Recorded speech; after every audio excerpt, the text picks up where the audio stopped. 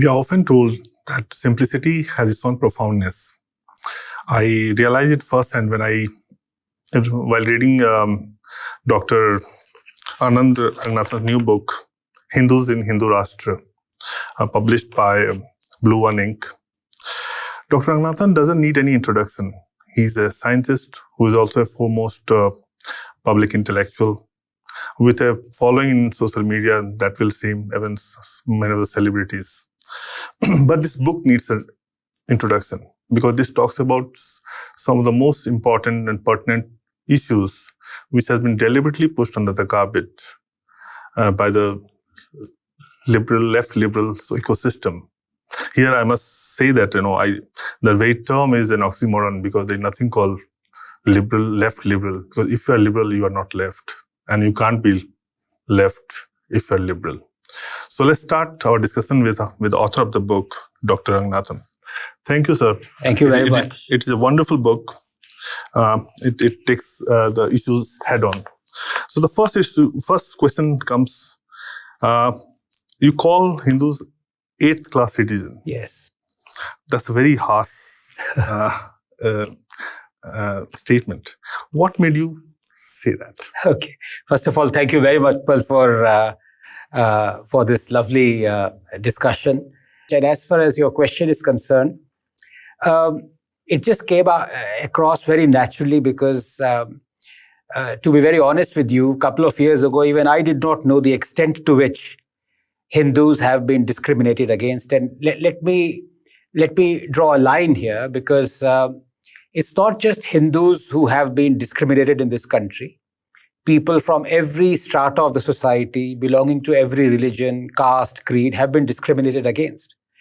But when I started researching, not just for this book, but for my general information, I realized that it is only Hindus, as far as I'm aware, that have been discriminated against constitutionally, legally, socially. It's almost like an apartheid. So, you can have racism against every class of society or people, but apartheid kind of, blocks it, pigeonholes it into a particular group. And when I started researching more and more, I felt Hindus are second-class citizens. And then the next following week, they became third-class citizens, then fourth class. And somebody said, look, what about this discrimination? That's fifth class. So I started cataloging this. And some of those discriminations are so serious and so awful that you feel, why is it that the majority in this country are suffering so much institutionalized discrimination? So I've cataloged till now 8 different areas in which Hindus have been awfully discriminated against, constitutionally and legally. And as I said, the difference is that while, everyone at some point or the other may feel, every class of society may feel discrimination. But constitutionally and legally, I believe strongly that it is only Hindus who are being discriminated against. And there are 8 reasons for those. Yeah. You talked about state apartheid. So especially when we look at from today's perspective, and many readers, many of them will also read your book, those who make their opinion from, say, New York Times or BBC or Guardian, they see that India is currently passing through a phase called majoritarian phase. Yes. They will be startled to see suddenly, a term like, Hindus facing state-orchestrated apartheid. Yes. What do you have to say about that? Because these are very huge allegations or charges you're putting at.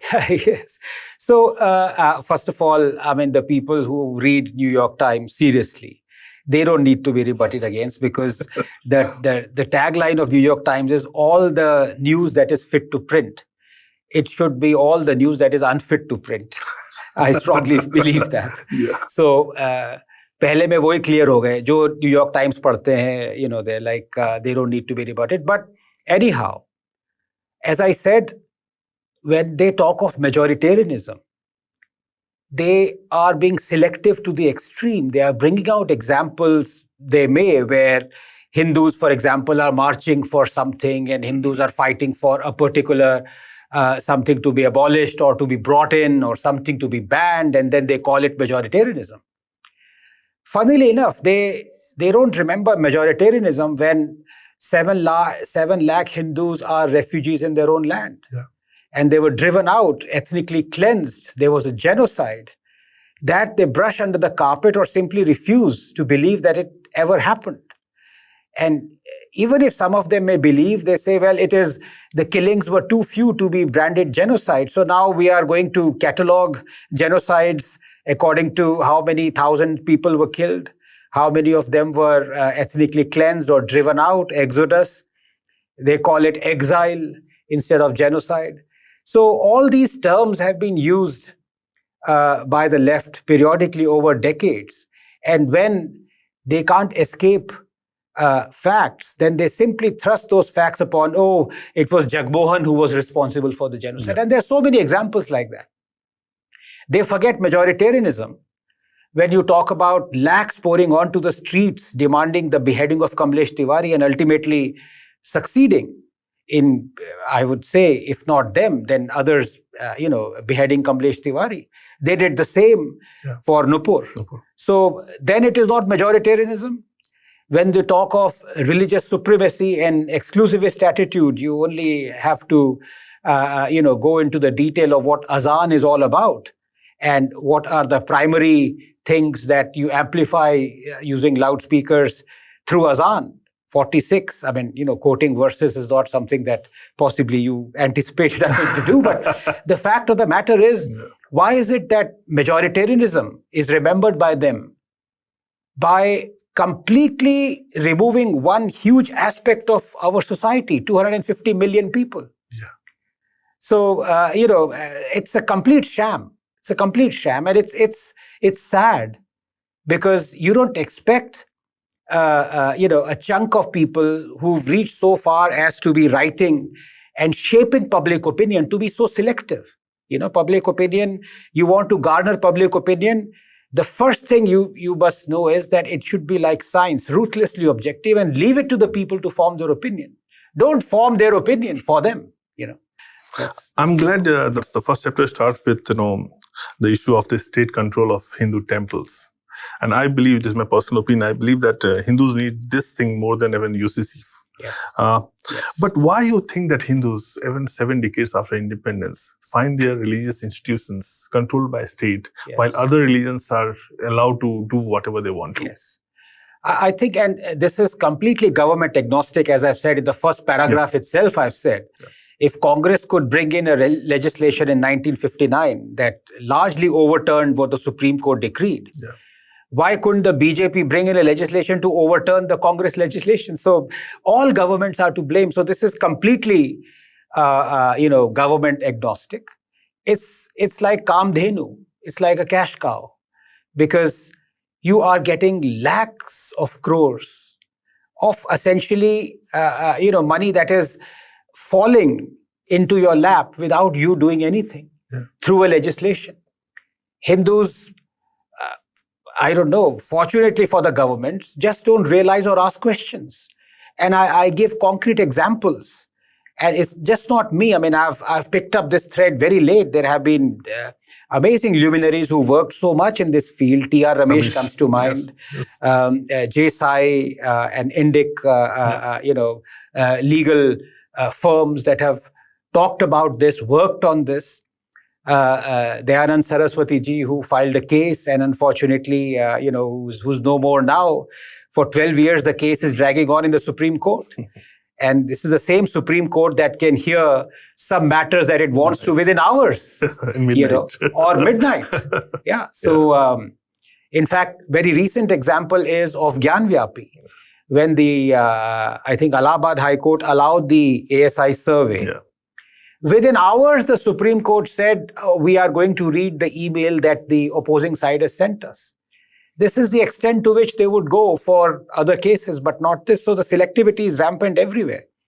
But the fact of the matter is that Hindus, I firmly believe, to paraphrase a very famous proverb, that you can fool some of the people some of the time, but you can't fool all of the people all of the time. Unfortunately, you can fool all of the Hindus all of the time. Because very recently, when you have this supposedly Hindu Rashtra government that built that 350 crore corridor in Kashi and went on and on about it. It's a beautiful corridor, no doubt about it. Similarly, in Ujjain, when they built that corridor. The fact of the matter is, if you were to relinquish control over Hindu temples will fund hundreds of such corridors. Exactly. The hundi collection of Tirupati in 2 months is twice that of the cost spent on the corridors. But it's not just building corridors. What is hurting the Hindus is that while other religions, they get rich through their places of worship, they are spending each and every pie that they earn through that, but for building cultural institutions, for building schools, hospitals, orphanages, colleges, for which you have preferential treatment to the places, to the people who belong to those religions. Hindus can't do that. So all that lakhs of crores that Hindu temples would otherwise earn and spend on pathshalas or religious schools or propagating their religion, which is their right, constitutional right, there's simply not enough money to do it. In fact, I quote here that 3 years ago, in front of the Madras High Court, the Tamil Nadu government said that we are unable to fund 11,999 temples enough money for them to conduct even one puja daily. This is the situation of the richest organization in the world. I mean, you look at, for example, Sri Padmanabha Swami, the coffers that it contains. You look at Tirupati, you look at so many other temples. 110,000 temples are under the control of the government. And as I said, one thing is leeching money directly off it. The other is that the government decides what rent it is going to ask on the temple land. And temple lands are thousands of acres of temple land. And T.R. Ramesh has calculated the amount of, for Tamil Nadu alone, the amount of rent that the government gets is not even 1% of the rent that Hindu temples would get through their land if they were to be allowed to, rent it out. So the corruption, the kind of ignorance of the whole situation, I really don't know who to blame, because the Hindus have elected a government supposedly that would work in Hindu interests. And, you have more temples under the control of this government than under the control of all previous dispensations. Right. Yeah, in fact, you rightly said in the book also that, if Congress can bring a regulation to control temples, BJP government can easily do the same thing. And you see, the irony is that if the government were to bring in a legislation to overturn what the Congress did, here it will be siding with the Supreme Court and the Madras High Court. Yeah. So it's not like what Congress did overturning the Shah Bano judgment, overturning the Supreme Court judgment. Here it would be siding with the courts, but it doesn't want to do it. The most another fascinating aspect about this temple control is when you mentioned about Kerala, where communists who find religion opium. Religion is the opium of the masses. They are controlling the temple management. That itself is a pointer why the government wants to control it, because there's money there. You talked about Kashmir Pandits also in one of the chapters. And I believe that we as a society and as a nation, we completely failed the Kashmir Pandits, and who had to live in exile for more than 3 decades now. Why have we failed to resettle them now? Now the government there, they claim a lot about, you talked about the rising tourism industry also. And which we get really excited about, but reality is what you brought out there. Why the government is finding so difficult to settle Kashmir Pandits? And what is the way out? I know it's not easy, but... No, I mean, the way out would be on day one of someone becoming the Prime Minister of Hindu Rashtra, to resettle each and every displaced Kashmiri Pandit who wants to go back.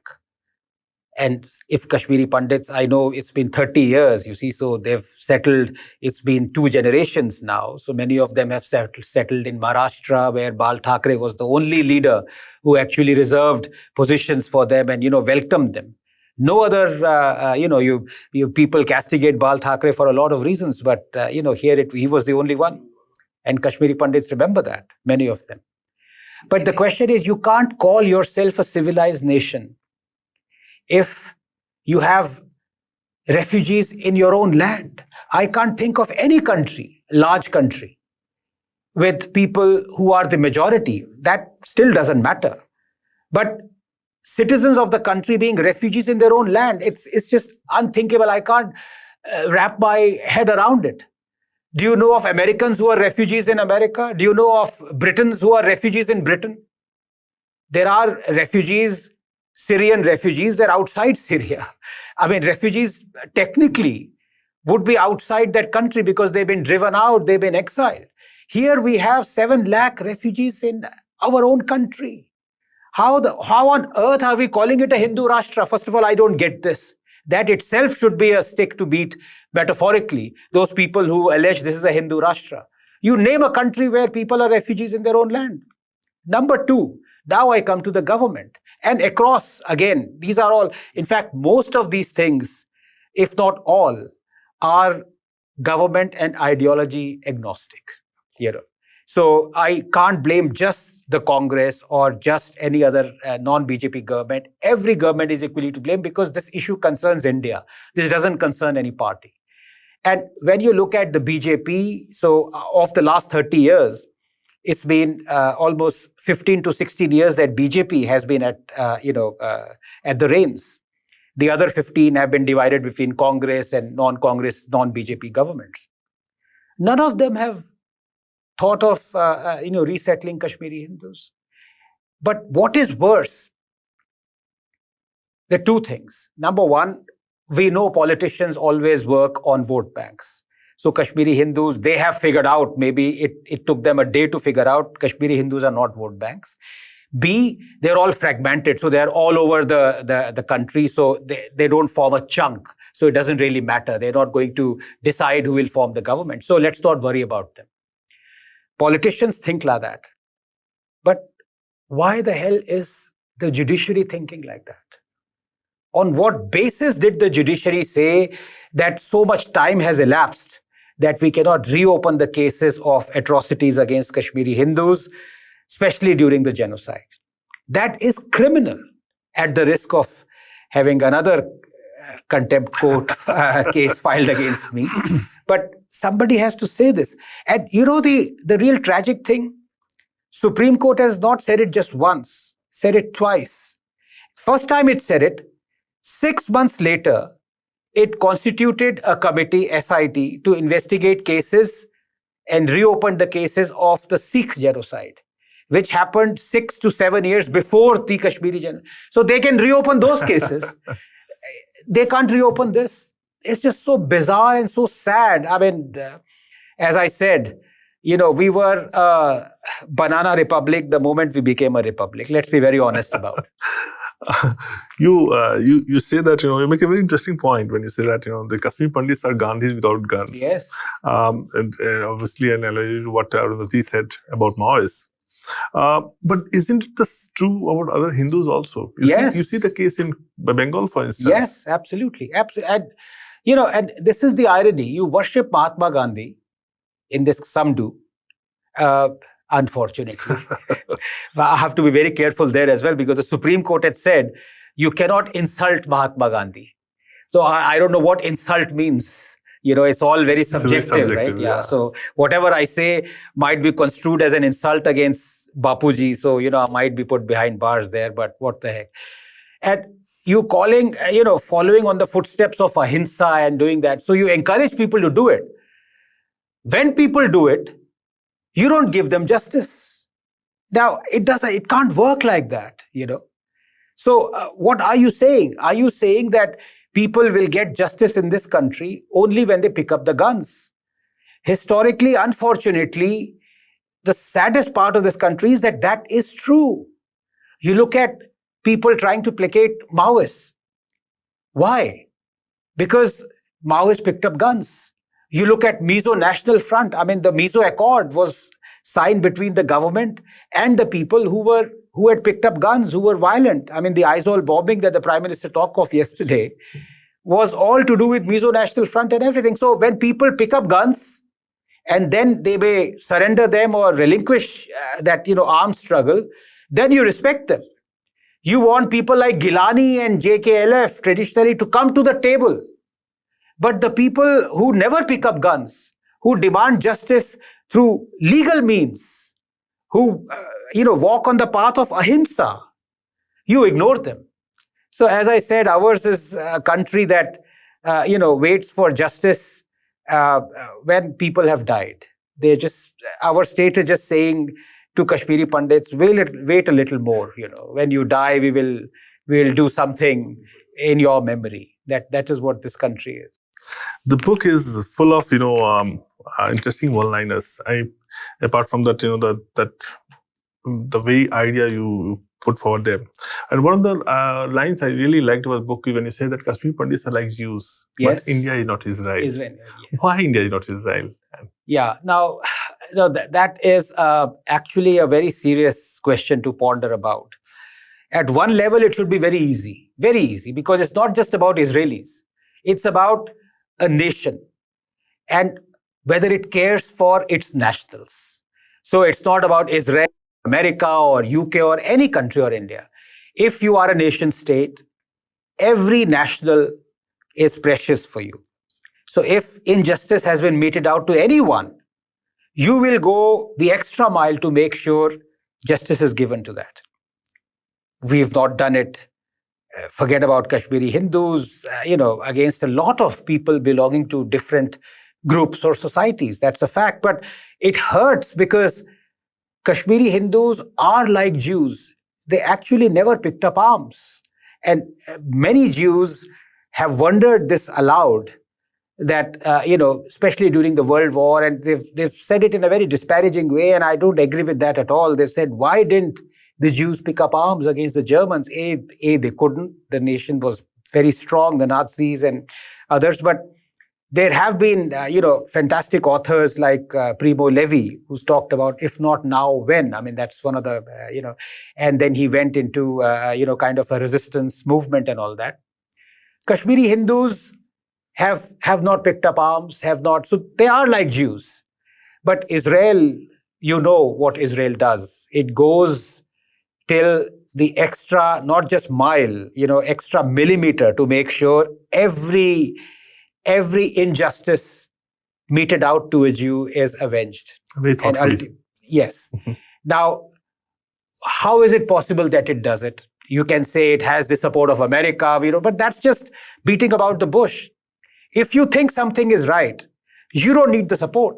And I, even though I reserve my opinion on what Indira Gandhi did, or a lot of things, emergency and so many other things, corruption. But one thing she got right was during the 1971 war, when America threatened the 7th Fleet. She said, go to hell, do whatever you want. So we have stood up against America. When we think something is morally right, you should have the strength to stand alone. What does Ekla Chalo mean? But here, forget about support, that we can say, oh, Israel gets support, something.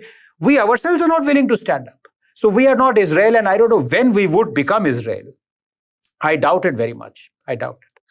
I must confess, Dr. Ranganathan, one of the scariest chapters for me was while I was reading on Waqf, the third largest landowner, as you write in the book, in India after defense and armed forces. In fact, you paint it in such a way that you say that because of this, India is actually like Islamic Republic of India. Can you please explain why we need to amend this law and why it's so dangerous? Yeah, so first of all, I don't know, this might be on Waqf land. So we need to clarify this. Yeah. I think because, I said it very jokingly. And they can't do anything about it. It's perpetuity. Yes. So you would have to vacate it.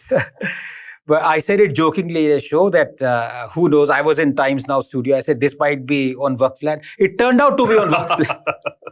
And someone said jokingly, maybe the Central Vista is on, Waqf land. And I said, no, it is on Waqf land. Ambani's house, Antilla, is on Waqf land. That's just deserts, but that's another matter. Maybe in 100 years, India will be on Waqf land. 70% of Delhi is on Waqf land, not 100 years. 70% of Delhi. The Delhi High Court is on Waqf land. Jahan man aaya Waqf It's land. a joke. Yeah.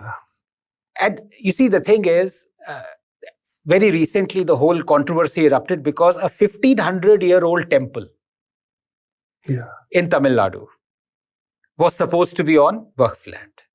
On Islamic land when Islam is only 1300 years old. How on earth is that possible? But we live in a land which is it's beyond absurdity. Waiting for Godot was absurdism, but this is like on another level altogether. And when you have constitutional and legal protection, you see, that is why I think that's one of the most important chapters, because I felt just saying this is not enough. Yeah.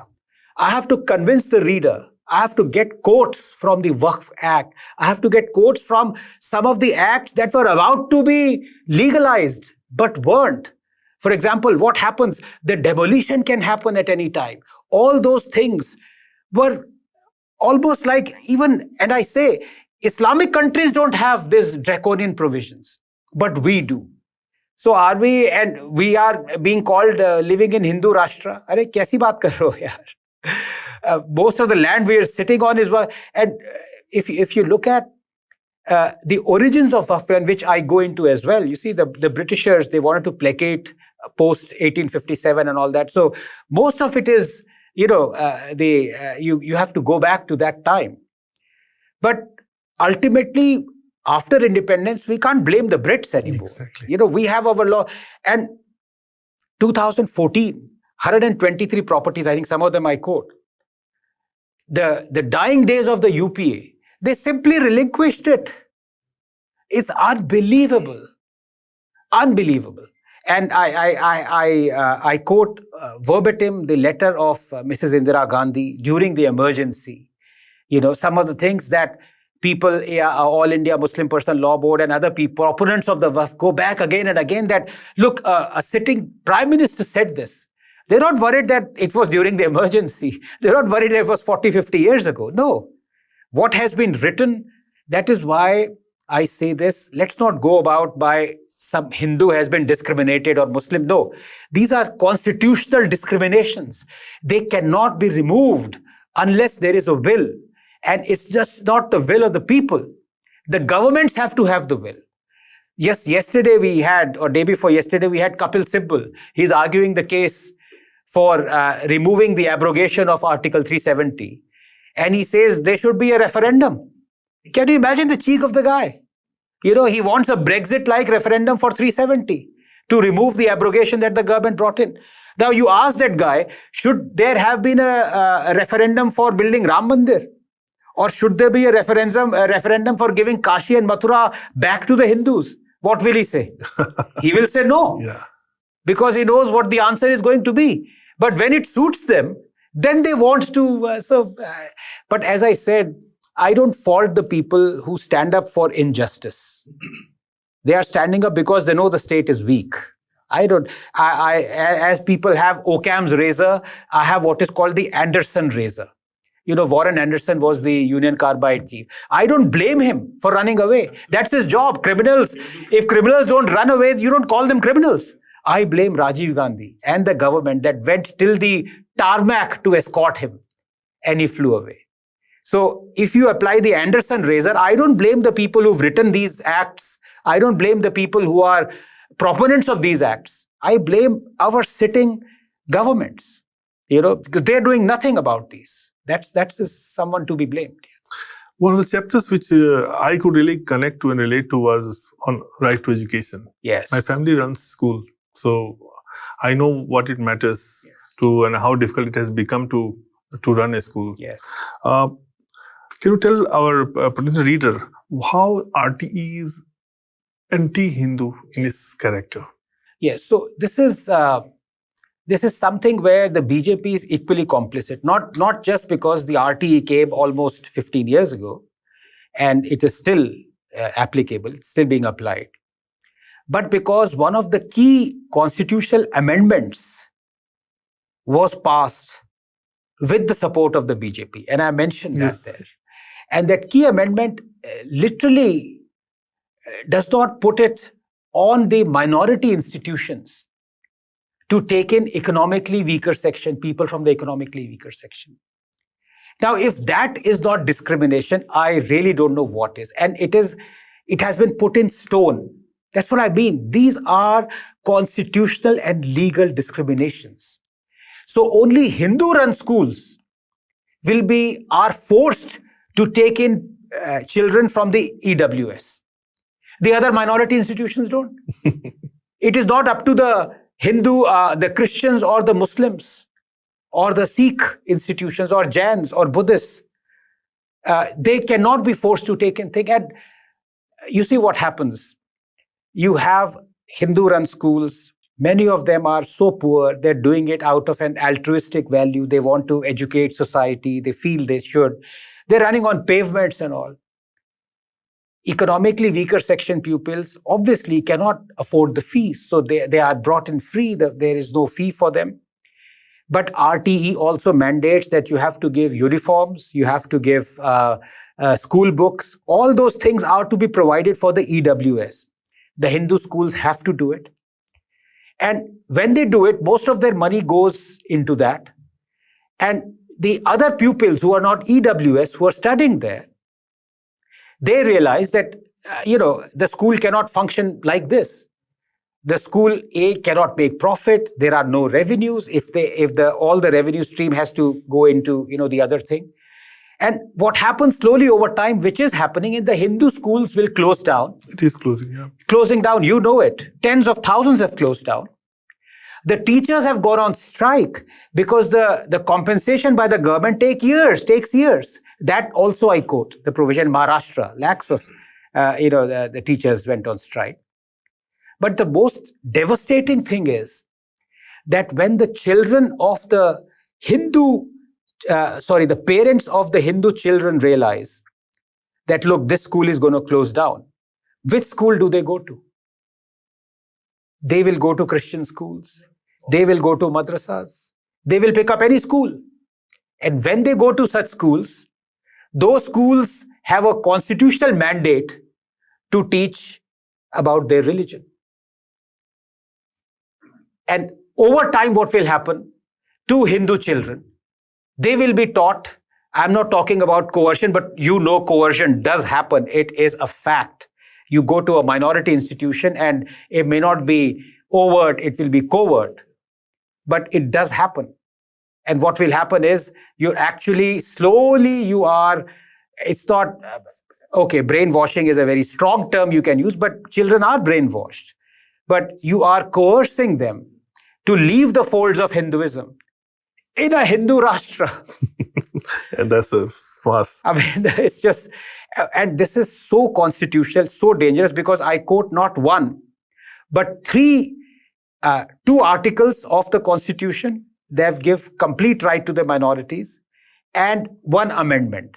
And it's not just independently they're acting against, they've come together almost like a trinity and working against Hindu interests. You see, Hindu, and I say it in the prologue, Hindu doesn't mind appeasement. Because appeasement is not discrimination against Hindu. And Hindu realizes, I give examples where they say it's a very political decision, appeasement.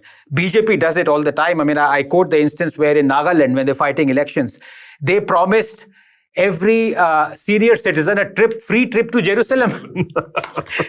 This is BJP government doing it. Everyone does it. Hindus say, okay, yaar, political hai, I don't mind it. But discrimination is happening only against Hindus, against Hindu schools, against Kashmiri Hindus, against, Hindu temples.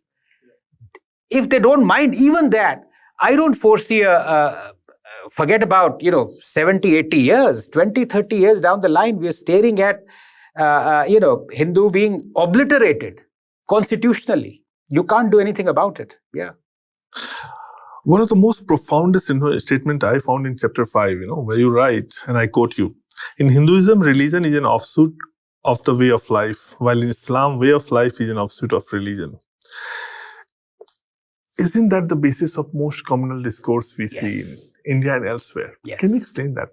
Yeah. So, first of all, I personally, I know very little about Hinduism, and I have absolutely, I have no qualms in admitting that. There is also a fact that even I think one Shankaracharya admitted he knows very little. So if Shankaracharya knows little about Hinduism, you can imagine my state. But the beauty of Hinduism is that I consider it as a way of life.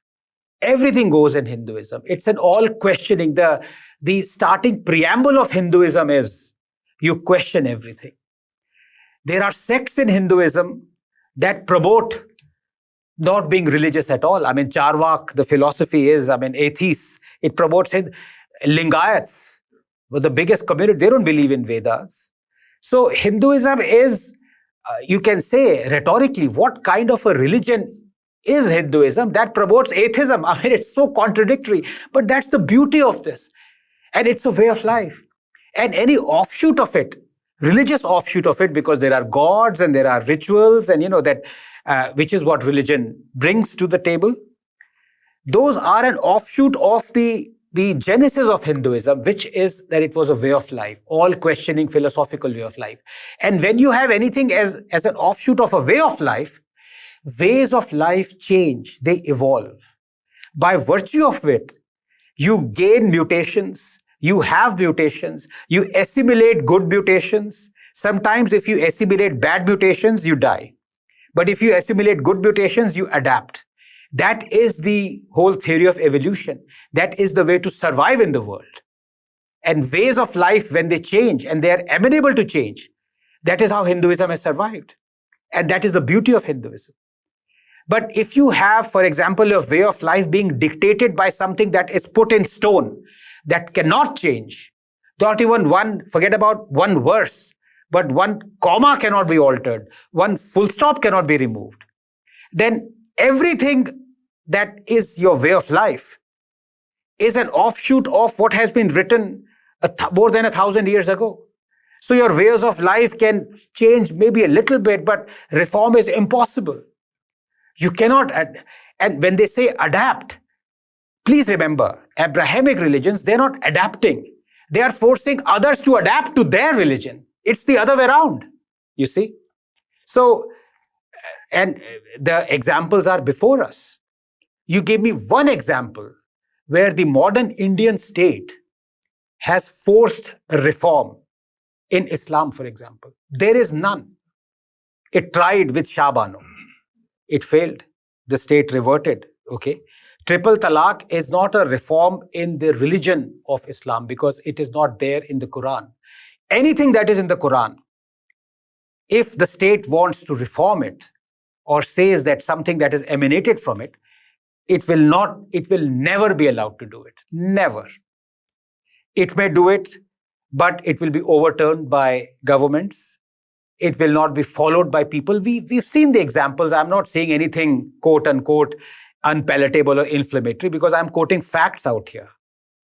There was one Muslim scholar, I think Rizvi was his name. He said that 20 odd verses from the Quran should be redacted because these are violent verses. You know what happened in the end. The fellow became Jitendra. He was hunted down to such an extent that Rizvi se Jitendra ban gaye. Forget about bringing in. There is the Calcutta Quran petition.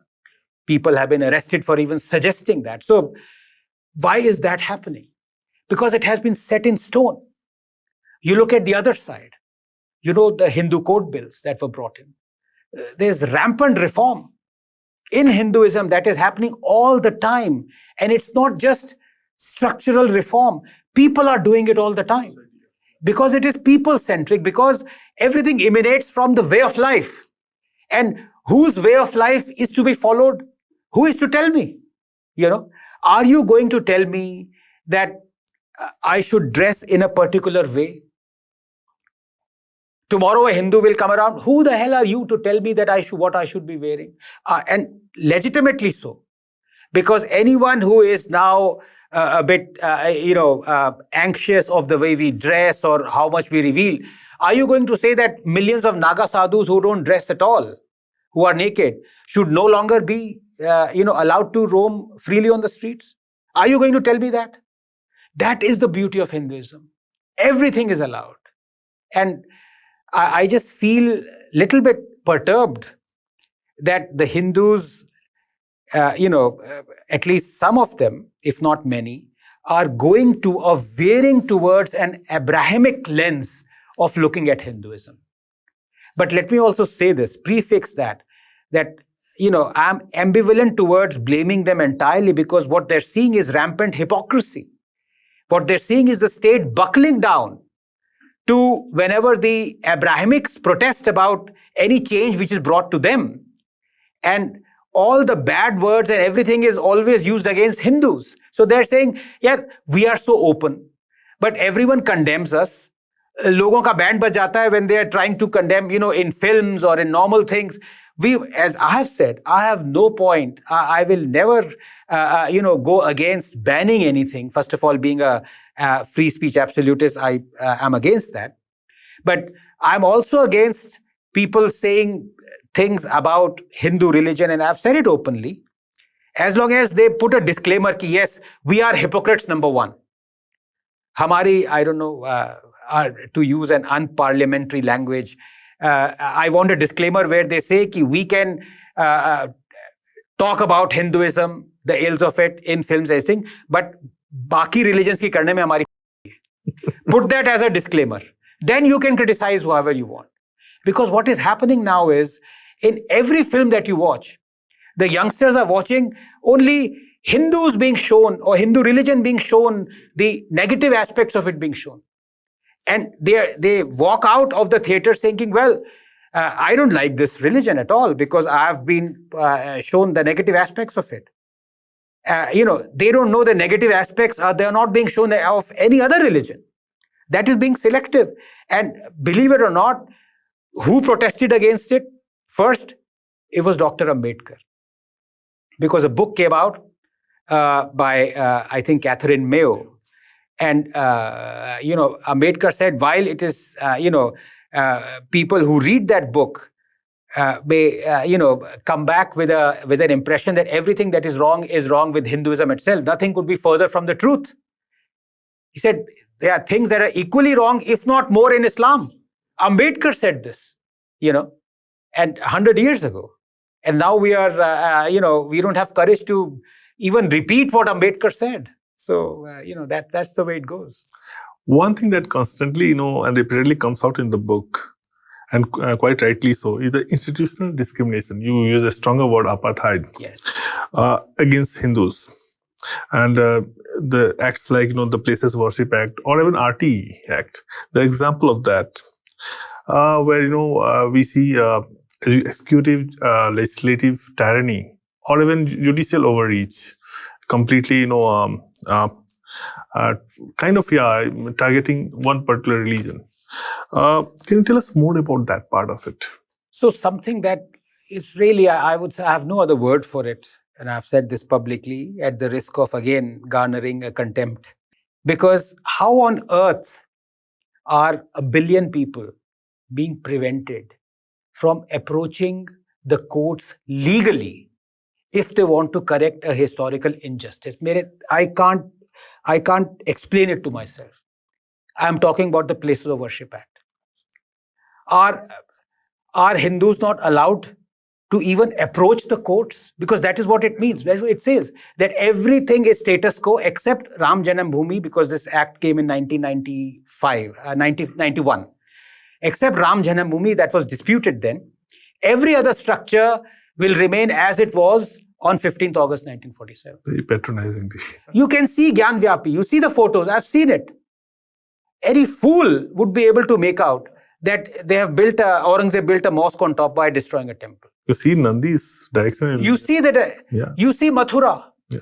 You see all those idols that were broken and have been, spread on the steps of the Begum Masjid, so that worshippers would go and trod on them.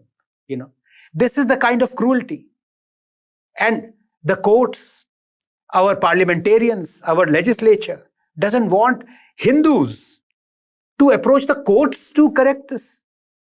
I'm not saying that the courts should vote in the favor of the Hindus to get this. That comes later. I'm not saying that the parliament should overturn or bring it. That comes later. Approaching the court is also not allowed. What kind of a republic is this here? And it's not just that it is not allowed. It's not just that the Congress has not abrogated this act. It is not just that the BJP has not abrogated this act. BJP is hiding behind the court, saying, let the Supreme Court. What nonsense. BJP in the last 2 weeks has, kind of gone against the spirit of the Supreme Court, first with the ordinance bill and now with the Chief Election Commissioner. So BJP can do what it wants if it wants to. Yeah. But the Supreme Court has ratified this Places of Worship Act. Yeah. This is what is just shocking to me. Because the Supreme Court, in its Ayodhya judgment, said glowingly about this act, saying that this actually keeps our secular nation alive. What rubbish! Absolute rubbish. It is the one that is destroying our future. It is not something that is saving our future. So I think that's the tragedy is, as I said before, it's not that I don't expect a lot from the politicians. I dare say people don't. But you expect something from the judges. You expect something from the Supreme Court, Learned men who've spent so much of their lives, decades, studying things and understanding and logic and rationale. And then they go ahead and, disallow the reopening of atrocities against Kashmiri Hindus. Then they go ahead and glorify and maintain the status quo and Place of Worship Act. What do you say to such a country? So I think, as I said, on day one, if Narendra Modi, if you were to rewind and if I was to control him, on May 16th, 2014, was it? On May 17th, he should have done two things. One is abrogated the Place of Worship Act. And second is started a program on rehabilitation of Kashmiri Hindus on 17th May 2014. Maybe he will do it on 17th May 2024. We don't know. Yeah. Or maybe he will leave it to on 17th May 2029 for Yogi to do it. You also talk about, intellectual and historical discrimination. In a chapter, you talk about, while going to Nalanda, you pass through a town called, Bakhtiyarpur. Yeah. I've been there, and that's really shocking that the vandal, the person who destroyed the thing, the town has been not named after him. But they have a tendency of, not just Bakhtiyar Khilji, but also like Mahmud Ghazni or even Aurangzeb. Babur has been projected as someone who loved India. So I have quoted from his Baburnama here. Yeah. Or Aurangzeb. Why the tendency to, idolize or secularize these vandals? I think it's a lot to do with wanting Hinduism destroyed. I think let's keep it very simple. As I said, Occam's razor. Let's not beat about the bush. Let's just say what the truth is. And the truth is they want Hinduism to be destroyed. It's not just about bringing in false equivalence. Because, are you telling me that scholars can't see the evidence? Then they're not scholars. Are you telling me that a historian cannot see the condition of Gyan Vyapi? That it's the boss stands on the temple? Are you telling me he can't see, he doesn't have eyes? Are you telling me that he's not read Masir-e-Alamgiri? Are you telling me that Aurangzeb did not kill 4.6 million Hindus? These are historical, documented facts. Are you telling me that Tipu did not destroy hundreds of temples, converted thousands, lakhs of Hindus, converted even dead Hindus, Christians, demolished churches? If a scholar is telling me that, I refuse to read even Tipu's own words, which I quote from, the manifesto of Tipu Sultan. You can disagree with what other scholar has interpreted Tipu having done or not done. But how can you disagree with what Tipu himself has said? So it's just bizarre. If a scholar has said this, scholars say all the things all the time. I don't blame Romila Thapar. I don't blame Irfan Habib. I don't blame all these leftist quacks and scholars. They were outed. Again, I quote Allahabad High Court judgment on the Ayodhya issue, where historian after quack historian was exposed brutally by the court. But over the last 9 years. They were not ruling the roost. Their governments, their politicians were not. What have we done? Bakhtiarpur, the railway station, the town stands in a Hindu Rashtra government. Why? Am I going to blame the Congress for it? No. And it's not just that, you have the government at the center. You had the alliance with the JDU in Bihar. That's where Bakhtiarpur is. You could have changed the name. It's not just Bakhtiarpur, where you can still say, oh, political compulsions were there, Nitish Kumar won't have agreed, it was his town, he was born, all that thing you can say. But in Maharashtra, when you had the chief minister, when you were running a coalition government, even without that, when you had Mr. Fadnavis, you had Aurangabad. You didn't change it. You know who changed it? It was the last day of the Uddhav Thackeray government. The last day, they changed it to Sambhajinagar. And the next day, the government collapsed. So, kisko blame? You're running out of people to blame. And that is the tragedy. I'm not going to call this government, I don't know what many others call anti-intellectual, because quite frankly, when you ignore the evidence in front of you, when you ignore so many Rajya Sabha MPs that you have made Rajya Sabha MPs that are historians, that have said, do this, change this, people like Guru Murthy, people who are intellectuals, true public intellectuals, you're ignoring them for the last 9 years. You're saying we are proud to have not changed one full stop, one comma in the textbooks. So, kisko blame karoge, yaar? It's a matter of compounded shame that you have places like this. It's a matter of shame that our own Prime Minister is venerating Saint Xavier, who was the architect, of the Goa Inquisition. I give examples out here. Now, is he doing it out of ignorance? That's a question best left for him to answer. But I don't think so. I really don't think so. It is a mixture of vote banks, or maybe somebody else tweeted on his behalf. But then again, if somebody else tweets on his behalf, why would that he tweet it every year? Same of, chadawing chadar on Chishti's thing. Does he not know who he was? Does he not know who Babar was? You have Babar Lane, you have Babar Road, you have... So, frankly, you're running out of people to blame. We are ourselves to blame. Finally, the last question, and I want to end this discussion on a slightly positive note.